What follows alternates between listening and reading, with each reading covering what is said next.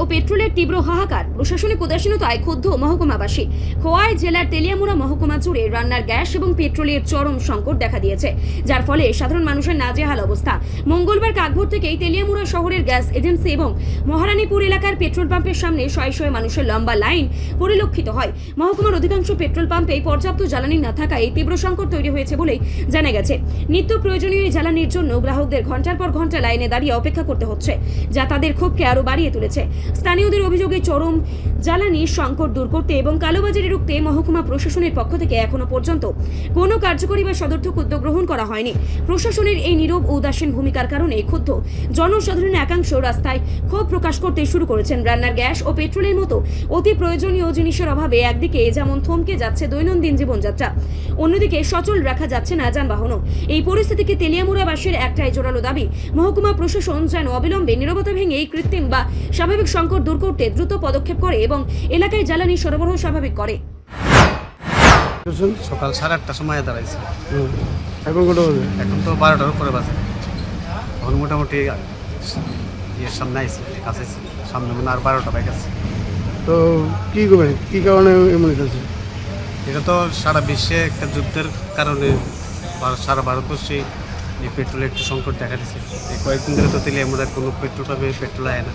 আজকে সকালবেলা শুনলাম এই মহারানীপুর মানবতা পেট্রোল পাম্পে পেট্রোল আইছে, সকালে লাইনে দাঁড়াইলাম। বাকি পেট্রোল আছে নাকি?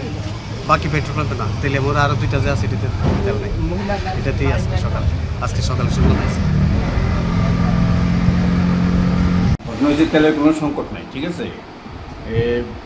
যে বিগত কয়েকদিন আগে যে কাছাড় ডিস্ট্রিক্টে যে বৃষ্টি হয়েছে, ওই কারণে এখানে প্লাট সৃষ্টি হয়েছে। প্লাটের কারণে ওয়াগন আইতে পারছে না। শনিবার দিন পর্যন্ত ওয়াগন আইছে না, রোববার দিনও ওয়াগন আয় ঢুকছে। এখন তেল অ্যাভেলেবেল আছে, কোনো ক্রাইসিস নেই। তেলে আমাদের 3টা পেট্রোল পাম্প আছে, এর মধ্যে দেখা যাচ্ছে নর্মদা পেট্রোল পাম্পে তেল আছে, বাকি দিতে নাই। তাহলে মানুষের দ্বারা কি বার্তা দেখা যেতেছে তারা সংকট আছে? না, ওইটা মানুষ যদি এটা অন্যরকমভাবে নেয় এটা আলাদা কথা, কিন্তু তেলের কোনো সংকট নাই। আর তা ওই 2 পাম্পে কী কারণে তেল আয় না না আয় এটা আমরা করতে পারতাম না। তবে আমাদের কাছে অ্যাভেলেবেল তেল আছে। গতকালকে আমার এক গাড়ি লোড হয়েছে, আজকে যেই তেলটা আমরা দিতেছি, আজকে এক গাড়ি আইব, আগামীকালকে আরেক গাড়ি তেল আইব। আচ্ছা, তেল যে এখন একটা সংকট দেখা যাচ্ছে বাজারের মধ্যে, এর মধ্যে কি কোনো লিমিট আছে যে এত টাকার লিমিট তেল নিতে পারবো বাইকের মধ্যে? না, আমাদের কাছে তো এমন গভর্নমেন্ট তরফ থেকে কোনো লিমিটেশন আছে না বা রেশনিং সিস্টেম আছে না।